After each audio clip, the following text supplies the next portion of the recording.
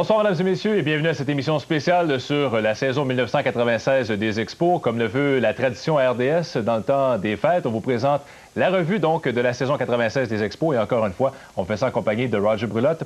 Roger, bonsoir. Et lorsqu'on parle de la saison 1996 des Expos, il faut l'avouer, les Expos nous ont offert une saison vraiment surprenante, du baseball très excitant. Et on ne s'attendait pas vraiment à une saison où les Expos seraient dans la course jusqu'à la fin, comme ce fut le cas en 96. Non, Denis, parce qu'en 96, même au camp d'entraînement, on voyait les Expos participer dans une course. Une course peut-être pour le meilleur deuxième. Mais moi, Denis, t'es pas dans la course du meilleur deuxième, t'es dans la course pour le premier rang face aux Braves d'Atlanta. C'est une agréable surprise du début jusqu'à la fin.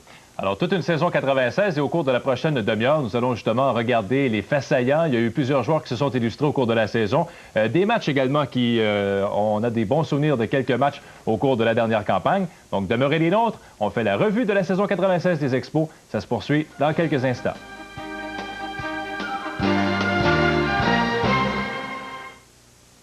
Katarina Witt et Victor Petrenko se joignent au plus grand nom du patinage artistique. Un spectacle grandiose, une magie étincelante, une sensualité envoûtante. Ce samedi à 19h30, voyez la suite de la série Les légendes du patinage artistique de grande classe. Les revoilà! Les meilleures formations de hockey junior de la planète sont de retour et ils envahissent votre écran. Retrouvez Équipe Canada Junior. Voyez votre équipe championne tenter de mettre la main sur le sacre mondial pour une 5e année de suite. Sur les ondes de RDS, ne manquez pas le championnat mondial de hockey junior. Vendredi à 14h, Équipe Canada Junior affronte l'Allemagne. On apprend à l'instant que Fred se dirige vers le sud et qu'il prend de la vitesse. Nous invitons la population à se regrouper et à rester calme afin d'éviter tout péril. Les derniers rapports nous indiquent que Fred se trouve à quelques kilomètres.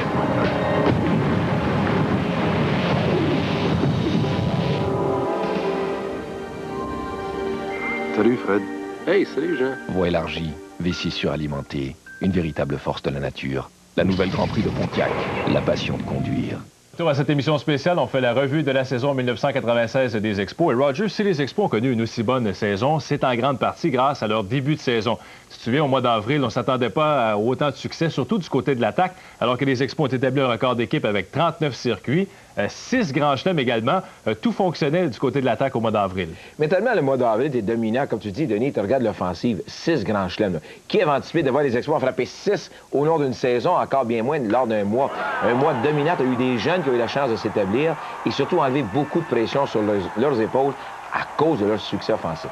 Et lorsqu'on regarde le rendement de l'équipe, à la mi-mai, les Expos avaient déjà 15 matchs au-dessus de 500. Ça, c'était presque le meilleur rendement de l'histoire de l'équipe. Alors, c'était vraiment une surprise parce que lorsque les Expos ont quitté pour le début de la saison, on avait des points d'interrogation, mais finalement, tout a fonctionné dès le premier mois de la campagne. Si tu te rappelles bien au camp d'entraînement, le gérant disait il manque une chose, profondeur. Profondeur, si je perds un de mes joueurs clés. 15 matchs au-dessus de 500. La perte de Rondell White tôt dans la saison. On a pu le remplacer tôt dans la saison par un FP Santangelo, par un Henry Rodriguez. Mais à un moment donné, ces joueurs-là sont devenus les joueurs qu'on connaissait. Mais en début de saison, 15 matchs au-dessus de 500, Denis, on préparait la parade. Lorsqu'on regarde le rendement de l'attaque du côté des Expos, il y a un point justement important, tu le mentionnais tantôt, la perte de Rondell White vers la fin du mois d'avril. On n'a pas vraiment ressenti sa perte dès le début, mais à long terme, on a vu vraiment les effets négatifs de la perte de Rondell White lorsqu'il a heurté la clôture au Champ-Centre au Colorado. Et c'était le point tournant, Denis, parce que cette équipe-là était dominante. Tu regardais la formation avec Rondell, 3e ou 5e, ça mélangeait les cartes défensivement, c'était bon aussi. Tu avais un bon réserviste en FP Santangelo. Alors, tout a changé là. Et on a pu s'apercevoir la perte de Rondell, parce que Rondell est revenu. Pourquoi je dis ça? Parce que le Rondell qui est revenu, qui était loin du White qu'on a vu en début de saison. Et lorsqu'on a perdu Rondell White, je le mentionnais tantôt, l'impact, on ne l'a pas senti immédiatement. D'ailleurs, lors du match, le lendemain, après la blessure de Rondell White, les Expos avaient connu leur meilleur match offensif dans l'histoire, une victoire de 21-9, un record d'équipe contre les Rockies au Colorado. Et le gars qui l'avait remplacé, FP Santangelo, a failli réussir le carrousel. A eu toute une rencontre dans cette série-là face aux Rockies, mais à la longue, Rondell et FP, c'est pas la même chose. Le deuxième mois de la saison, donc le mois de mai du côté des Expos, ce fut le début, on peut dire, là, de la folie O. Henry au Stade olympique, alors que Henry Rodriguez s'est vraiment imposé du côté de l'attaque chez les Expos et c'est devenu la coqueluche des partisans au Stade olympique, alors qu'on a commencé à scander son nom, à lancer des tablettes de chocolat sur le terrain après chaque circuit. Alors ce fut vraiment l'histoire d'amour qui a commencé entre le public et Henry Rodriguez. L'histoire d'amour a commencé à cause de Henry. Et ses coups de circuit ont augmenté l'amour. Mais Henry a toujours été aimé, même l'année précédente. Sympathique. Ça existe-tu, ça? Oui, ça existe. Sympathique. Prend le temps de parler aux gens. S'amuser avec les spectateurs dans les estrades, soit du champ gauche ou du champ droit. Alors, dans son cas, lui, l'amour était là. Et ensuite de ça, mais le gros coup de foudre, la longue balle de Rodriguez. Lorsqu'on regarde le rendement de Rodriguez au mois d'avril, 304 de moyenne, 11 circuits, 29 points produits, avait égalé le record d'équipe établi par Tim Wallach. Alors, c'est vraiment à ce moment-là qu'il s'est imposé au sein de la formation chez les Expos. Et Rodriguez, en début de saison, on avait dit, bon, peut-être un système d'alternance avec Sherman Obando au champ extérieur, mais ça n'a pas pris de temps que, comme troisième frappeur, avec la présence de Grzelcyk et Lansing sur les sentiers, Rodriguez produisait. Et Rodriguez, en début de saison, les 2 premiers mois, c'était la Henry qui a eu du succès dans les mineurs. Ce que je veux dire par ça, Denis, s'élançait sur la balle, était discipliné. Et là, soudainement, il a vu le chiffre 30-40 coups de circuit. Et là, il est devenu un frappeur de puissance. Mais c'est de valeur de le dire. La zone des prises a changé, son indiscipline, on l'a vu régulièrement, puis ça fait mal à Rodriguez. Un autre fait saillant, Roger, au mois de mai, le 11 mai au Stade olympique contre les Astros de Houston, un match d'ailleurs qu'on présentait sur nos ondes. La plus belle remontée de la saison. Les Expos perdaient 8-2 avec 3 manches à faire et ils ont finalement arraché la victoire en 13 manches, 19 aux Astros. Dans ce match-là, mais Sean Berry, l'ancien des Expos, avait été la cause. A été généreux. Il y avait le 3e retrait à 90 pieds de son relais et la balle s'est retrouvée à 120 pieds. Ouais. Alors, cette remontée-là, encore une fois, a donné le ton, a donné la confiance aux Expos. Ces jeunes joueurs-là se sont dit, on est capable de remonter la pente. À 8-2, tu t'en vas, c'est presque terminé et tu gagnes le match. Et on en parlait tantôt, Rodriguez qui était donc le joueur du mois de mai du côté des Expos. Et avec 20 circuits à la fin du mois de mai, ça c'était une nouvelle marque de la Ligue nationale. L'ancienne marque de 19 appartenait à Eric Davis. Mais quand tu regardes un gars comme Rodriguez, c'est pour ça que je dis qu'il a changé, t'en as 20 après 2 mois. Ouais. Là, tu dis, hey, je m'en vais quelque part. Il a fini avec 36, c'est un beau total aussi. Mais il a changé sa façon de frapper, mais il a sauvé la saison des Expos, le mois d'avril puis le mois de mai. Roger, un autre fait saillant au mois de mai du côté des Expos, le rappel de Derek Aucoin des Lynx d'Ottawa. Il devenait seulement le 3e Québécois à porter l'uniforme des Expos après Claude Raymond et Denis Boucher. Et le premier développé, signé et développé par les Expos. On l'a vu pendant à peu près une semaine avec les Expos avaient été rappelés d'urgence à San Francisco, mais quand même une première du côté de l'organisation montréalaise, un joueur québécois produit qui se joint à l'équipe. Je pense que Derek Aucoin a un avenir avec les Expos. Le Derek qu'on a vu lancer contre les Giants de San Francisco, il est capable de lancer des prises, n'a pas peur de défier. Il a lancé au 3 cette année, mais c'est son année d'apprentissage. Il montait d'un calibre supérieur. Il avait lancé l'année précédente un mois de temps. Là, il y a eu une saison complète. Je pense que Derek est capable de se mériter un poste au camp d'entraînement. Au mois de juin, maintenant, du côté des Expos, il y a encore des joueurs qui se sont illustrés. On se souvient d'un match à Denver, au Colorado, où la balle voyage très bien. Mike Lansing avec 7 points produits, 2 circuits, un grand chelem. Pour les Expos, c'était un 7e grand chelem au cours de la saison. On se souvient de ce match-là de Mike Lansing, un match pour lui, de son meilleur match en carrière. Mais Lansing, quelle agréable surprise. Ouais. On a toujours reconnu son talent défensif. On n'a jamais douté, surtout sur les balles à double jeu. Si c'est pas le meilleur, c'est un des meilleurs de la Ligue nationale pour compter les balles à double jeu. Et cette année, offensivement, il nous a montré de la puissance, il nous a montré une bonne moyenne au bâton. Alors, toute une saison pour Lansing. Oui, lorsqu'on regarde son rendement, comme deuxième frappeur d'ailleurs, parce qu'on sait que c'est lui qui avait approché Philippe Alou au camp d'entraînement, lui avait demandé le poste de deuxième frappeur parce qu'il avait frappé 6e la saison précédente, a fait de l'excellent travail, 99 points marqués. Lui et Grzelcyk, la combinaison 1-2, était presque toujours sur les sentiers. Et Lansing, un des joueurs par excellence au cours de la saison. Il y a eu plusieurs joueurs qui se sont distingués et Lansing aurait pu lui aussi être choisi possiblement joueur de l'année. Les succès, Denis, du 3e et 4e frappeur, ça aide toujours le 1 et 2. Et le 2e frappeur profite souvent de balles rapides. Et Lansing, c'est un bon frappeur de balles rapides. Et comme tu dis, Lansing comme choix, tu dis, est-ce que c'est mon joueur de l'année? Il aurait pu être facilement le joueur de l'année. Mais avec 100 points produits pour le 30 coups de circuit, c'est difficile de ne pas prendre Henry. Il y a un autre joueur qui s'est signalé au mois de juin, le lanceur partant Jeff Fassero. D'ailleurs, il a été choisi le lanceur du mois dans la Ligue nationale pour le mois de juin. Excellent rendement de Fassero. On se souvient qu'en début de saison, ça avait été comme ci, comme ça. Même un voyage sur la côte ouest où il avait perdu une avance contre les Giants de San Francisco. On n'était pas vraiment satisfait de son rendement. Mais à partir du mois de juin, et peut-être une petite altercation avec un des officiels, ça a complètement changé la saison de Jeff Fassero. Bruce Fleming. Parce que souviens-toi, ça a commencé à Pittsburgh, lorsque Charlie Williams était l'officiel, et Fassero s'est plaint du travail de Williams derrière le marbre. C'est ça. On arrive au Stade olympique, une balle frappée le long de la ligne. fausse balle ou bonne, oublions ça. Williams encore impliqué dans la décision. Il s'en prend à Charlie Williams. Et là, le lendemain, Bruce Fleming... Sa petite conférence de presse avant le match. Quelle conférence? Puis là, il dit, écoutez bien, pour un gars qui lance pour une fiche inférieure à 500, il est pas mal bien payé. Il devrait lancer au lieu de critiquer les arbitres. Et à compter de ce moment-là, Fassero a changé et est devenu tout un lanceur. Oui, d'ailleurs, comme on le mentionnait, le lanceur du mois du côté des Expos, et il s'est imposé comme numéro 1, parce qu'à un moment donné, on croyait que Pedro Martinez était pour le devancer, mais il est redevenu le lanceur numéro 1 du côté des Expos. D'ailleurs, ce qui est drôle de dire, en début de saison, Rojas, Alou et Fassero, personne n'en voulait. Puis une fois la saison terminée, tout le monde dit pourquoi ils sont partis.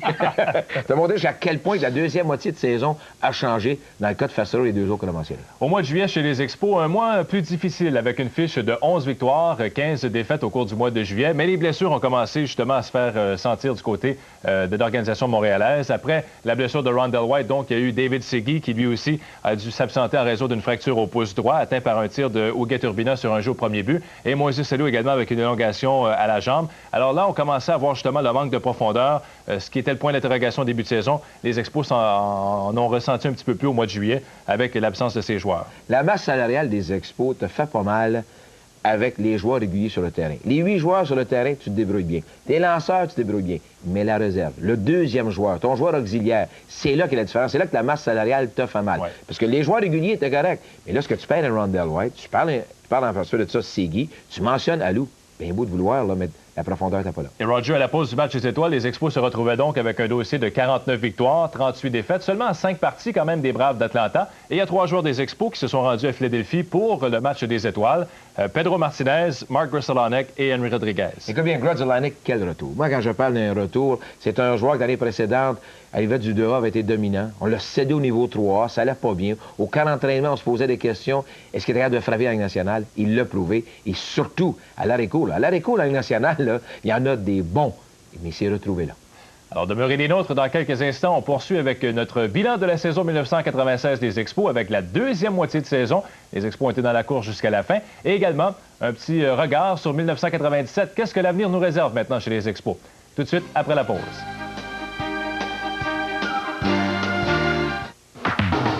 Les revoilà. Les meilleures formations de hockey junior de la planète sont de retour et ils envahissent votre écran. Retrouvez Équipe Canada Junior. Voyez votre équipe championne tenter de mettre la main sur le sacre mondial pour une 5e année de suite. Sur les ondes de RDS, ne manquez pas le championnat mondial de hockey junior. Vendredi à 14h, Équipe Canada Junior affronte l'Allemagne.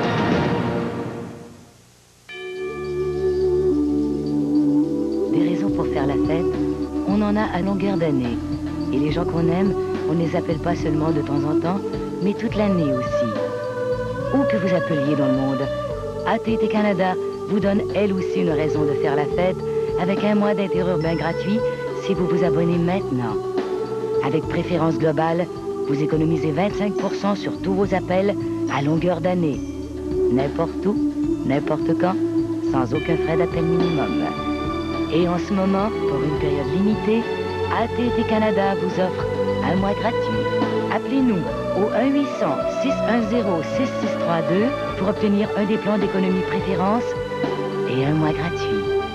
Voilà une bonne raison de faire la fête. Merci d'avoir choisi AT&T Canada. On peut donc maintenant appeler n'importe où dans le monde, mais on appelle d'abord AT&T Canada. Katarina Witt et Victor Petrenko se joignent au plus grand nom du patinage artistique. Un spectacle grandiose, une magie étincelante, une sensualité envoûtante.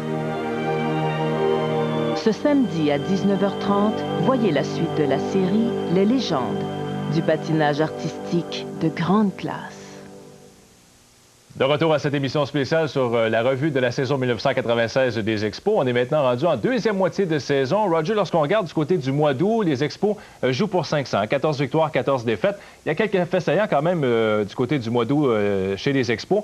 C'est l'entrée en scène de plus en plus maintenant de FP Santangelo qui s'impose. On l'utilise à toutes les sauces du côté de Philippe Alou comme voltigeur, même au troisième but à l'occasion. Et de plus en plus, Santangelo maintenant commence à mêler les cartes comme recrue de l'année dans la Ligue nationale.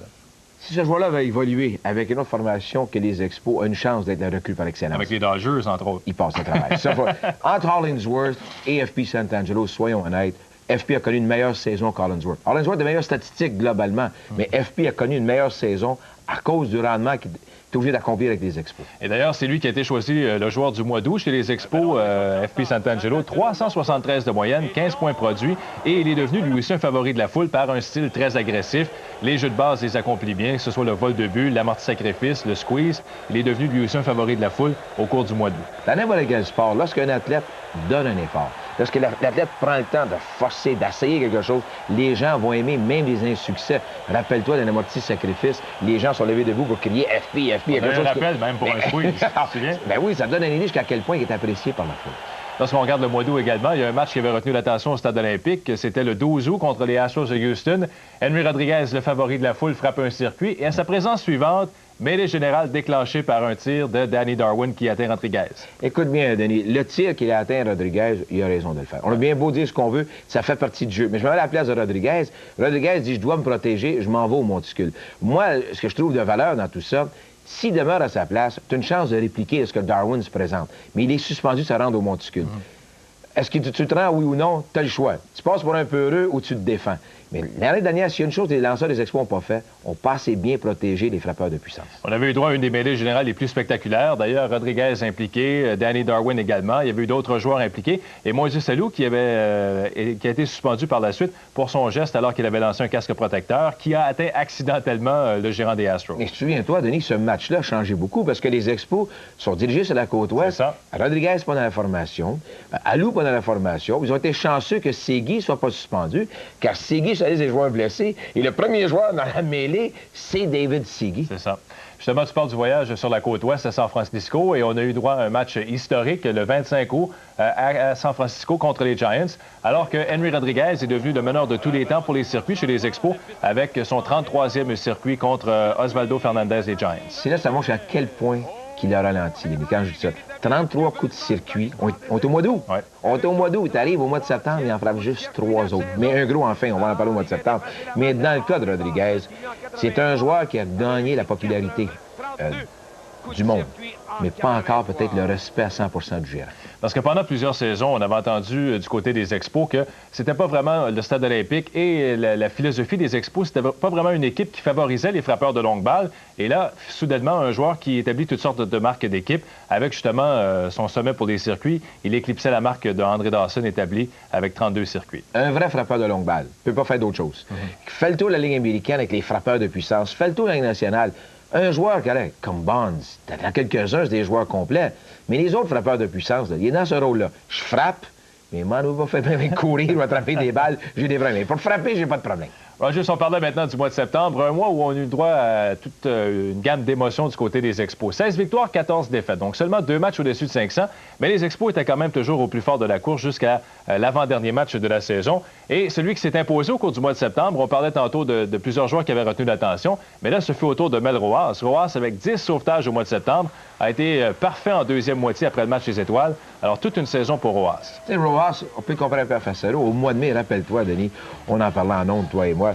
Est-ce que Fassero va demeurer avec des Expos? Est-ce que Rojas va demeurer avec des Expos? On disait, échangez-les pour des jeunes. Ces joueurs-là, par contre, ont transporté les Expos jusqu'à la fin. Et Rojas, écoute, tu donnais la balle à Rojas, tu disais, mais oubliez ça, là. C'est fini. C'est fini, tu viens de gagner un match, écris victoire, puis on s'en va. 21 sauvetages consécutifs, donc, pour Mel Rojas. Il avait établi du même coup une nouvelle marque d'équipe, 10 au mois de septembre. Un autre joueur qui a retenu l'attention en septembre, Mark Grudzielanek, qui a terminé son excellente saison avec 201 coups sûrs. Seulement le deuxième joueur de l'histoire, Roger, avec 200 coups sûrs. Et le record, c'était Al Oliver, 204. Alors, lorsqu'on parle de Grudzielanek, on se souvient, on avait dit en début de saison, du côté des Expos, qu'on le voulait à l'arrêt-court pour solidifier la défensive du côté gauche de l'avant-champ. Mais on ne s'attendait pas à avoir une saison de 200 coups sûrs de la part de Grudzielanek. Non, il a toujours été un bon frappeur. Et au camp d'entraînement, on lui avait posé la question. Explique-nous les problèmes que tu as contre les lanceurs droitiers. Parce que l'année précédente, les lanceurs droitiers n'avaient pas de succès du tout. Et je comprends pas ça. J'ai toujours bien frappé les lanceurs droitiers. La différence qu'on a vue cette saison de la part de Grudzielanek,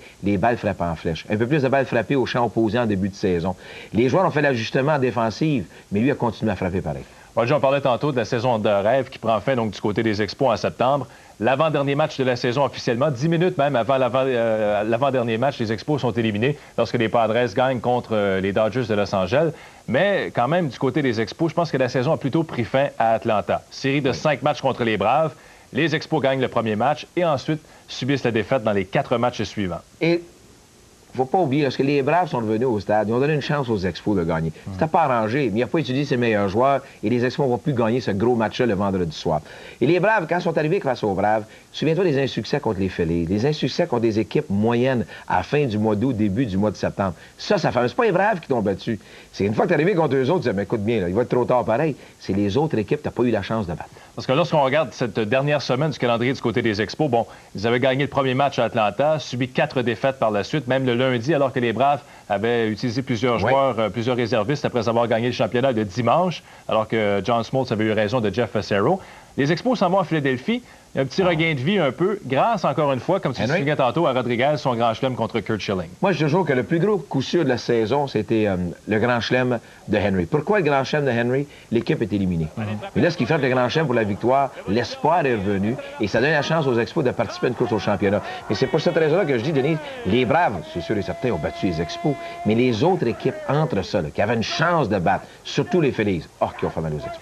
Est-ce que cette fin de saison, justement, du côté des Expos, la façon que la dernière semaine s'est jouée, est-ce que ça laisse un goût amer un petit peu aux joueurs lorsqu'ils ont quitté pour l'entre-saison ou ça nous donne un regain de vie de dire, bon, ben, on a eu quand même une très bonne saison? Une combinaison des deux. Les joueurs, personnellement, vont se regarder, vont analyser leurs statistiques, vont dire, j'ai eu une bonne saison, individuellement. Par contre, ils vont dire, pourquoi la direction peut aller chercher un autre joueur pour nous aider? Moi, je reviens toujours, lorsqu'un joueur dit, va chercher un autre joueur, dis donc quel joueur tu peux avoir. C'est ça que tu dois faire. Si on t'a cherché Leiter, on est d'accord que Leiter, c'est une surprise. Là. Personne ne s'attendait à voir un gars qui avait une moyenne de 5, qui donnait 5 points par match. Il a continué à donner ses 5 points par match, mais on en a marqué 6 par match. Il a quand même donné, justement, garder l'équipe dans la course. Il t'a gardé, il a subi une défaite. Là. Alors, son rôle a été formidable dans le rôle de lanceur partant. Mais sur un plan d'équipe, pour les joueurs, ce qui est le fun de voir, je pense qu'ils vont retourner à la maison, ils ont vécu une course au championnat. Maintenant, ils connaissent c'est quoi. Parce qu'il y en a un qu'on a manqué beaucoup aussi, c'est Shane Andrews. Andrews, ce qui était atteint à la main. Andrews, mentalement, a eu une saison difficile parce qu'il y a eu beaucoup de choses à l'extérieur du terrain. Décès dans la famille, il manque 4 matchs. Ensuite, se blesse à la main et jamais eu le même joueur. Peut-être mentalement, ça va l'aider lui aussi. Il y a 2 joueurs qui ont un petit peu déçu, justement, en fin de saison, dans la série contre les Braves et dans le dernier droit, Moises Alou et Rondell White. Rondell White, évidemment, en raison de sa blessure, n'est jamais revenu de joueur qu'il était. Et on espère justement qu'il sera mieux en 97. Et du côté de Moises Alou, lui aussi, on n'a pas eu de coup sûr opportun, surtout dans la série contre les Braves à Atlanta. Dans le cas de Moises Alou, ça va avec les Marlins, il va être excellent. Et je le dis honnêtement, parce que les statistiques que Moises a, c'est les statistiques d'un 5e, 6e frappeur, mais le 2e ou 3e meilleur frappeur de l'équipe, pas le meilleur producteur de points. Là, ce qui était avec Larry Walker, souvenez-vous, il y a eu des grosses saisons. En 94, lorsqu'il est bien encadré. Oui, mais il va bien remplir son rôle. On va regarder avec les Marlins cette année, il va dire, hey, quelle saison, oui. Mais avec les Expos, ça prenait plus que ça. Quand tu penses que Rodriguez, ça ferait plus de coups de circuit que lui, plus de points produits que lui, pas supposé. Moises est supposé d'être ton meneur. Bon, tu parlais justement du départ de Moises Alou. Dans quelques instants, justement, on va parler de 1997. On doit parler de l'entre-saison. Il s'est passé beaucoup de choses depuis que la saison est maintenant terminée du côté des Expos. Alors, demeurez les nôtres. On va maintenant regarder vers 1997 après la pause. Avec RDS, suivez les matchs des Rafales de Québec. Du hockey excitant pour toute la famille et une ambiance de fête garantie. En compagnie de Denis Caron et de Martin McGuire, vous serez rivés à votre écran du début à la fin. Alors préparez-vous, car RDS va déplacer de l'air avec la présentation du match opposant les Rafales aux K-Wings du Michigan ce vendredi à 19h30. RDS, le sport sans limite. À RDS, les séries éliminatoires, c'est sérieux. On s'informe sur les joueurs, on déchiffre les statistiques, on étudie les formations et on vous tient toujours au courant. Les plus grands joueurs aussi prennent le football au sérieux. Et c'est pourquoi RDS vous présente les meilleurs matchs. Pour ne pas manquer une seule minute au début des éliminatoires, regardez RDS ce dimanche, 12h30. Hey Annie! Salut! Quel chapeau! J'ai pas le choix, mes cheveux sont un désastre. Regarde toutes ces pellicules. Pourtant, c'est facile de s'en occuper avec le bon shampoing. Tiens. Avec un shampoing ordinaire, les pellicules peuvent revenir. Mais Head & Shoulders aide à éliminer et freiner les pellicules avant même leur apparition. Vous pourrez dire adieu aux pellicules. Et vos cheveux? Oh, mes cheveux sont superbes. Merci. Hey, ton chapeau. Pourquoi faire? Head & Shoulders. Pour des cheveux impeccables, sans pellicule. De retour à cette émission spéciale sur la saison 96 des Expos. Si on parle de 96, on n'a pas le choix de parler également de 1997 maintenant, parce qu'il y a quand même eu beaucoup d'actions, Roger, dans l'entre-saison. Depuis que la saison a pris fin du côté des Expos, ça commence avec une nouvelle convention collective au baseball. Finalement, il y a entente entre l'Association des joueurs et les propriétaires. Ce que ça apporte comme changement maintenant, le partage des revenus est approuvé. Ça veut dire pour les Expos, on va avoir possiblement un peu plus de 5 millions cette année, 5 millions en 97 et jusqu'à 13 millions à la fin de l'entente pour l'an 2000. Mais à court terme, ça veut également dire que Moises Alou et Mel Rojas deviennent autonomes. Les deux quittent. Alou, comme tu le mentionnais, pour les Marlins et Rojas pour les Cubs de Chicago. Denis, tu ne peux pas remplacer des joueurs aussi facilement que ça. Là. On vient beau de dire on a d'autres frappeurs, il y a un poste au champ droit entre Guerrero, Obando et Floyd. C'est pas encore Moises Alou. Là. On revient en arrière. Le départ de Mel Rojas me fait penser du départ de Wetland. On a Urbina qui est là, mais tu reviens à un comité de releveurs. Et un comité de releveurs, c'est très difficile à penser de terminer au premier rang. Terminer dans une course au meilleur deuxième, oui, mais c'est encore plus difficile. Lorsqu'on regarde avec cette nouvelle entente, donc au baseball majeur, on le mentionnait, le partage des revenus, c'est une des facettes possiblement positives pour les Expos à long terme, au moins. Et lorsqu'on regarde également, c'est maintenant le début du calendrier Interligue en 97, alors que pour la première fois, les Expos vont jouer contre des équipes de la Ligue américaine, des équipes de la Division Est. Entre autres, une série au Skydome de Toronto autour du 1er juillet, la fête du Canada. La fête du Canada. Bien, je veux dire, ils vont porter leur chandail rouge, j'ai écrit Canada dessus. Est-ce qu'on va y aller avec notre chandail du Québec?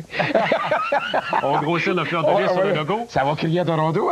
On s'en va jouer justement face aux Blue Jays, aussi Yankees et à Baltimore. C'est ça. Au stade olympique, Détroit et les Red Sox vont venir jouer. Visite des Red Sox au début septembre. Alors, ce serait intéressant de voir Movan, José Canseco et compagnie. Alors, ça, c'est une bonne facette quand même de cette nouvelle entente avec le calendrier Interligue. Écoute bien, l'Interligue, il était temps que ça arrive, Denis. Les gens veulent voir les vedettes, d'ailleurs. C'est pas un Ken Griffey, tout ça. Puis, à un moment donné, l'Interligue, j'espère qu'on va changer ça aussi lorsqu'on va arriver avec un calendrier équilibré. L'expansion s'en vient. Ouais, pour l'instant, c'est seulement contre la Division Est, mais éventuellement, ce serait le fun également pour les partisans de voir chaque année, les autres équipes. Tu vas par division. Ouais. Cette année, la Division Est, l'autre saison après, la Division Centrale. Ensuite de ça, tu continues. Mais, Denis, le problème, c'est que les équipes ne sont pas équilibrées. Il manque alors... La Division Ouest à 4 équipes, ça va bien. C'est pour ça que l'expansion est tellement importante qu'on divise ces équipes-là d'une façon équitable. En terminant, Roger, pour les amateurs de baseball, on pense quand même à eux. Au mois de janvier, du côté des Expos, il y aura le festival, le tout premier festival des Expos qui va se dérouler au stade olympique.